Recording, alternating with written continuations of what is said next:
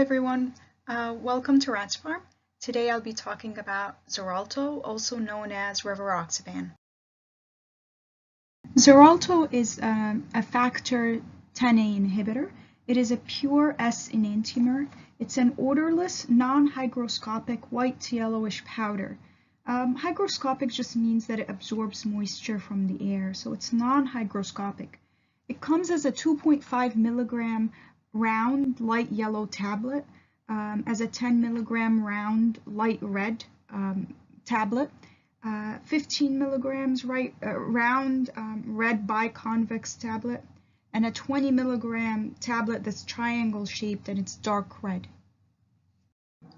So let me go over vascular injury, the concept of vascular injury, before we move on and discuss the medication a bit more. So following vascular injury, the body undergoes hemostasis, arrest of a bleed, and that's really essential to life. Within our vascular system, the blood remains in a fluid state, and that produces a steady state of blood volume, pressure, and flow. And the idea behind that is to really transport oxygen, nutrients, plasma proteins, and waste. So if there is a vascular injury, like any damage or if there is a bleed, this involves a series of reactions involving a complex interplay of thrombogenic and antithrombotic stimuli.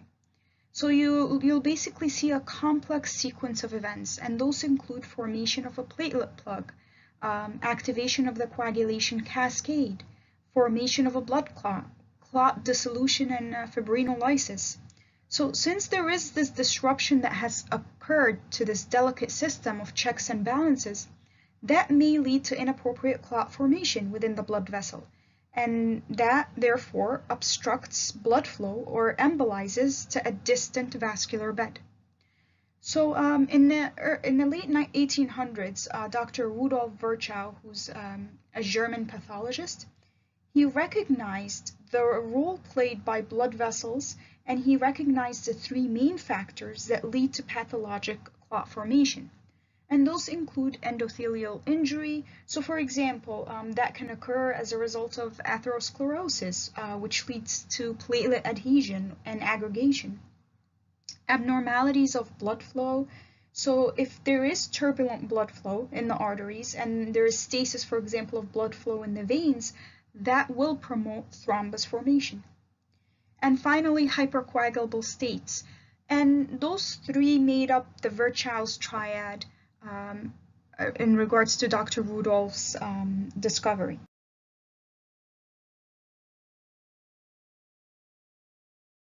Normally, endothelial cells in blood vessels maintain the blood flow by producing a number of substances that inhibit platelet adherence, activation of the clotting cascade, and it facilitates fibrinolysis, like I mentioned. Vascular injury, though, results in exposure of the subendothelium. So the exposed subendothelium activates platelets. So the platelets are activated, and then they release substances that expose glycoprotein 2b3a receptor complex into the circulation, and that causes platelets to adhere to one another. At the same time, the damaged vascular tissue releases tissue thromboplastin, or also known as tissue factor, and that activates the extrinsic pathway of the clotting cascade. When looking at the coagulation cascade or the clotting cascade, it is initiated through the intrinsic pathway as well as the extrinsic pathway. When looking at the intrinsic pathway, it's activated when Hageman factor, factor 12, in the plasma contacts with subendothelial substances exposed by vascular injury. And the extrinsic pathway, it's generally activated when tissue thromboplastin or tissue factor, a substance released by damaged endothelial cells, makes contact with one of the clotting factors. And that clotting factor happens to be clotting factor number 7, which is also known as serum prothrombin conversion factor. Both lead to a final common pathway when each has activated factor 10, and this directly proceeds to clot formation.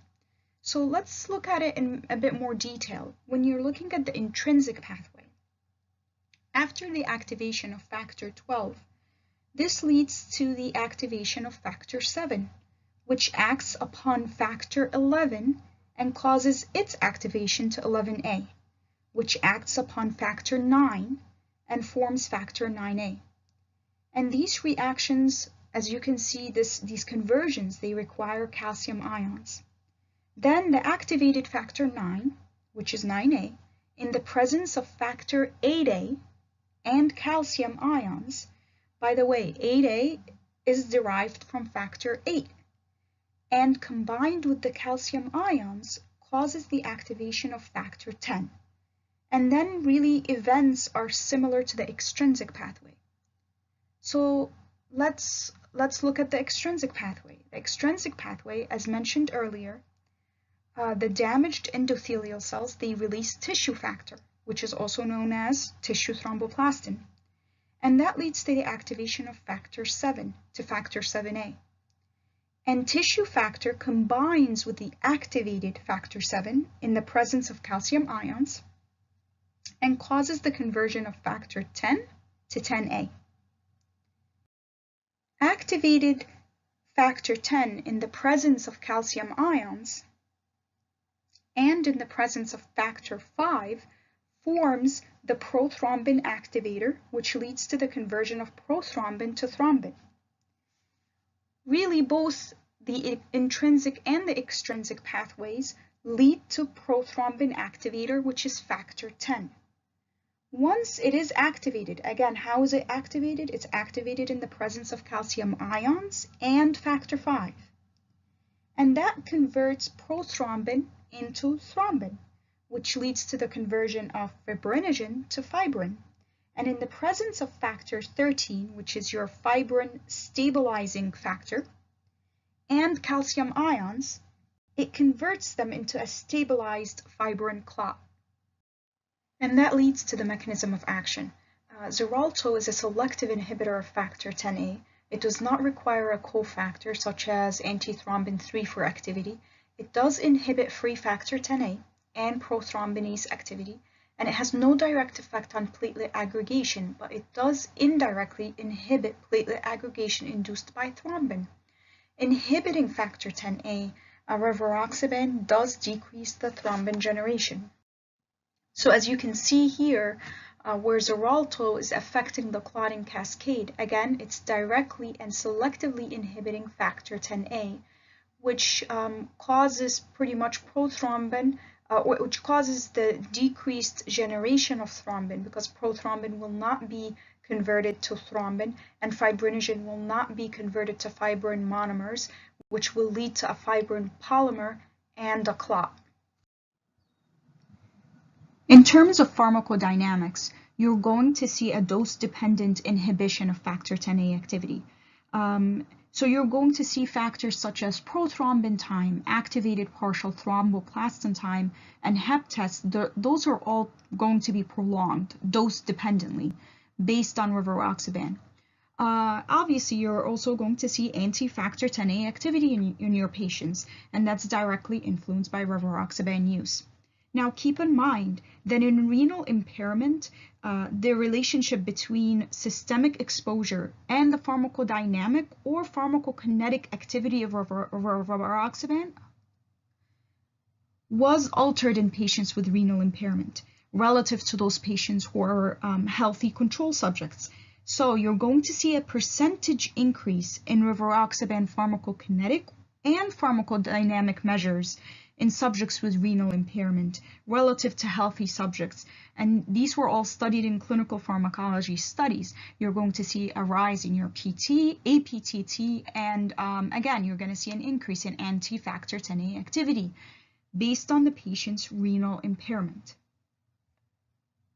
Now for pharmacokinetics, when looking at absorption, the bioavailability, the absolute bioavailability of rivaroxaban is dose dependent. So for the 2.5 and the 10 milligram dose, the bioavailability there is about 80 to 100%, which is really not affected by food. That's what they noticed, that it was not affected by food. So the tablets can be taken with or without food. Now looking at the 20 milligram dose in the fasted state, the bioavailability was approximately 66%. They did see an increase in the bioavailability of the 20 milligram dose when given with food. So they saw that the mean AUC and the Cmax increasing by 39% and 76% respectively with food. The recommendation, therefore, is to give the 15 milligram and the 20 milligram tablets with food. The maximum concentration of Xarelto appeared 2 to 4 hours after tablet intake. The pK of rivaroxaban was not affected by drugs altering the gastric pH.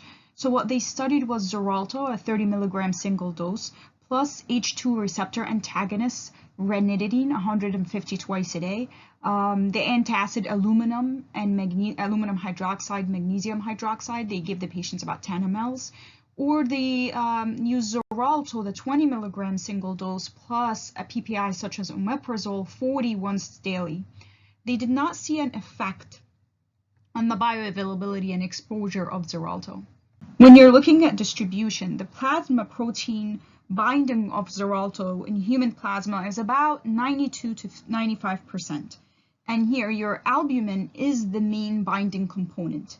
The elimination half-life was found to be 5 to 9 hours in healthy subjects aged 20 to 45 years of age, while it was found to be 11 to 13 hours in the elderly subjects aged 60 to 76 years of age. They studied the effects of specific populations on the pharmacokinetic profile of Xarelto or rivaroxaban. In terms of gender, they did not see an influence for the pharmacokinetic or pharmacodynamics of Xarelto. For race, they did find that healthy Japanese subjects were found to have 20 to 40% on average higher exposures compared to other ethnicities, including the Chinese patients. However, these differences were reduced when values were adjusted or corrected for body weight. In terms of the elderly, as I alluded to before, the terminal elimination half-life does increase, so it is 11 to 13 hours in the elderly subjects, in comparison to 5 to 9 hours in healthy young subjects. For renal impairment or hepatic impairment, if the patient did have a renal impairment, they found that compared to healthy subjects with normal creatinine clearance, Xarelto exposure increased in subjects with renal impairment. And as I spoke about before, the pharmacodynamic effects were also increased.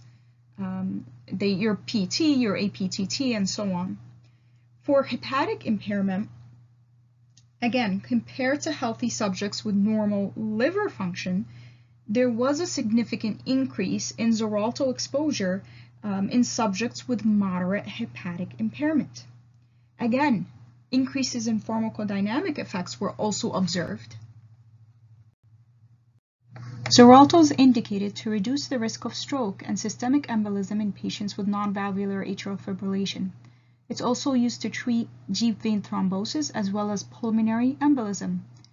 It is also used to reduce the risk of recurrence of DVT and/or PE in patients at continued risk for recurrent DVT and/or PE after those patients have completed an initial treatment that usually lasts at least 6 months. It is also used for prophylaxis of DVT, which may lead to a pulmonary embolism in patients undergoing knee or hip replacement surgery. And the newest indication for Xarelto is that in combination with aspirin, it is used to reduce the risk of major cardiovascular events, cardiovascular death, myocardial infarction, and stroke in patients with chronic coronary artery disease or peripheral artery disease. The dosing and administration for Xarelto is based on 2 factors. It's based mainly on the indication and the renal function for each particular patient. So for example, when we're looking at the reduction in risk of stroke and non-valvular atrial fibrillation, with a patient that has a creatinine clearance above 50 ml a minute, you're doing 20 milligram once a day for those particular patients. And as you recall, the bioavailability of the 20 milligram dose is increased with food, so it is recommended to take with the evening meal. If the patient has a creatinine clearance that's less than 50 ml a minute, you're reducing the dose to 15 milligram once daily. Again, the 15 milligram is to be taken with an evening meal. Now looking at the treatment of DVT and PE, and as you can see for the rest of the indications, the renal function cutoff there was a creatinine clearance of 30 ml a minute. They do not recommend the use of Xarelto in patients with creatinine clearance less than 30 ml a minute. But for patients who have a creatinine clearance above than 30 ml a minute, you are giving 15 milligrams twice a day for those patients who have DVT or PE, and you're treating those patients. But then after 21 days, you have to transition to 20 milligram once daily. And the key point here that I noticed that I've seen in multiple hospitals is that the 15 milligram twice a day tend to continue on for longer than 21 days. So the physician has to be careful that only to write the prescription for only 15 milligram twice a day, and then to transition to the 20 milligram once daily.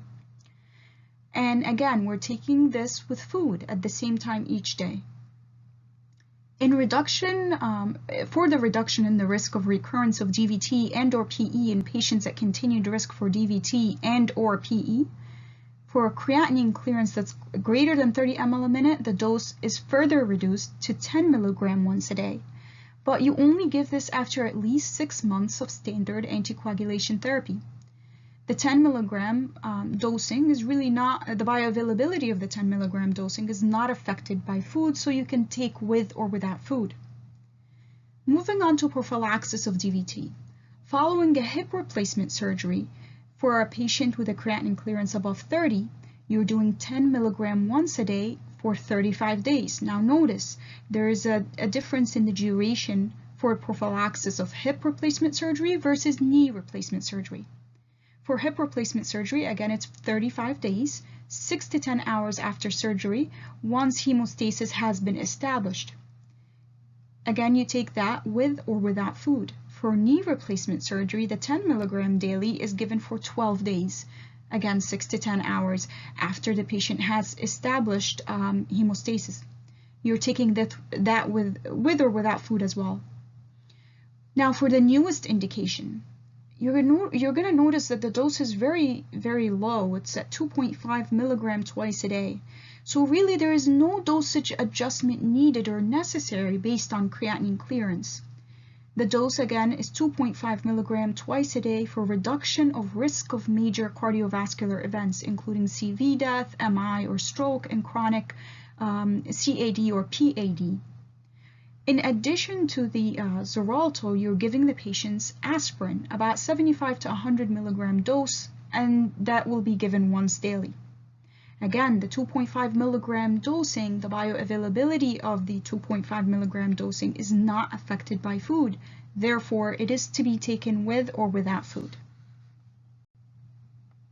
So when looking to switch to and from Xarelto, I'll just focus on 2 scenarios here, switching from warfarin to Xarelto and switching from Xarelto to warfarin. When you're switching from warfarin to Xarelto, when you're switching those patients, you have to discontinue the warfarin and start Xarelto as soon as the INR is below 3 to avoid periods of inadequate anticoagulation.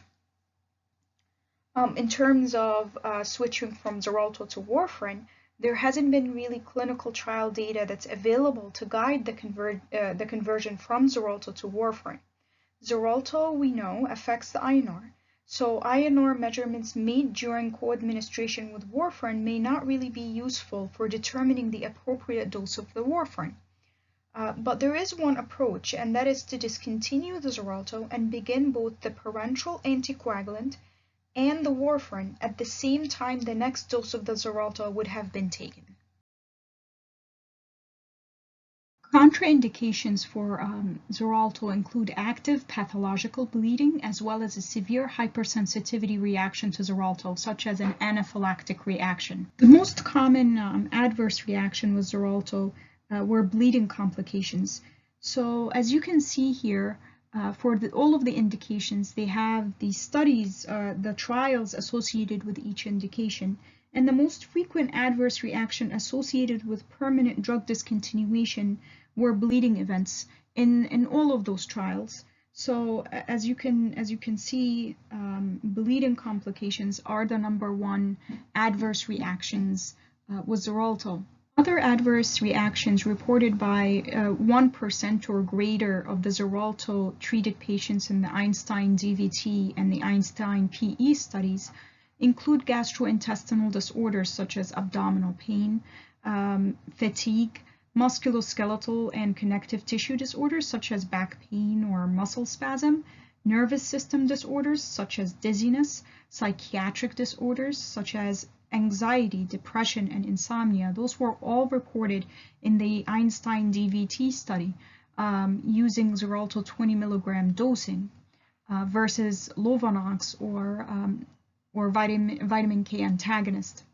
Now, Einstein PE study, in the Einstein PE study, they noticed skin and subcutaneous tissue disorders such as pruritus, and that was reported in approximately 53 patients versus, again, this study was Xarelto 20 milligrams versus Lovenox with a vitamin K antagonist. Xarelto is a substrate of CYP3A4 as well as CYP3A5, CYP2J2, and the PGP and the ATP binding cassette G2 transporters. So since it is a substrate, combined PGP and strong CYP3A inhibitors, again, the main word here is inhibition, that increases exposure to Xarelto and may increase the risk of bleeding. So again, when you're combining PGP and strong CYP3A inhibitors, you're increasing the exposure to Xarelto and increasing the risk of a bleed. On the other hand, if you're combining PGP and strong CYP3A inducers, you're decreasing the exposure to Xarelto and that may increase the risk of thromboembolic events. So you want to avoid concomitant administration of Xarelto with known combined PGP and strong CYP3A inhibitors, such as ketoconazole and ritonavir. In terms of clarithromycin, it is a known combined PGP and strong CYP3A inhibitor. However, the pharmacokinetic data suggests that no precautions are necessary with the use of clarithromycin with Xarelto, as the change in exposure is unlikely to affect the bleeding risk. So it really won't increase the risk of bleeding when using clarithromycin, even though it is a PGP and strong CYP3A inhibitor. Now, in terms of induction, you want to avoid concomitant use of Xarelto with drugs that are combined PGP and strong CYP3A inducers, such as carbamazepine, phenytoin, rifampin, St. John's wort. So you want to avoid those combinations. And obviously, you want to avoid concomitant administration, co-administration of enoxaparin, warfarin, aspirin, clopidogrel, and chronic NSAID use. All of those may increase the risk of bleeding. There isn't an indication there to overlap Lovenox with Xarelto, so there shouldn't be that overlap with a low molecular weight heparin and a factor Xa inhibitor. So be very cautious when administering Xarelto, and the patient is also on an antiplatelet agent such as clopidogrel, because that may increase the risk of a bleed. Now, for the reversal of this anticoagulant effect of Xarelto, reversal by itself is a topic. We could really spend a lot of time going over reversal agents that are available right now. For all of the new anticoagulant agents, the direct oral anticoagulants that are available on the market right now. For this particular drug, I will just comment on what the company has recommended. The Xarelto, the Xarelto manufacturer has recommended. And, just going through the package insert here, it really just gives you a general idea of how to reverse the effect of the anticoagulant of the Xarelto. So they are saying that because of this high plasma protein binding that we discussed before, Xarelto is not dialysable, so that will not help in case of an overdose. Protamine, sulfate, and vitamin K are not expected to affect the anticoagulant activity of Xarelto. It is a direct 10A, factor 10A inhibitor. Use of procoagulant reversal agents such as the prothrombin complex concentrate, activated prothrombin complex concentrate, or recombinant factor 7A may be considered, but has not been evaluated in clinical efficacy and safety studies. And finally, their recommendation is to monitor for the anticoagulation effect of Xarelto using a clotting test. That monitoring of Xarelto using a clotting test such as INR, PT or APTT, or the anti-factor 10A activity is really not recommended. It's not recommended and not useful for your for therapy, for continuation of therapy. Storage, you can store the Xarelto at room temperature at around 77 degrees Fahrenheit. Excursions are permitted to a range of 59 to 86 degrees Fahrenheit. It should also be kept out of reach of children. So thank you for watching, and I hope you like, comment, and subscribe.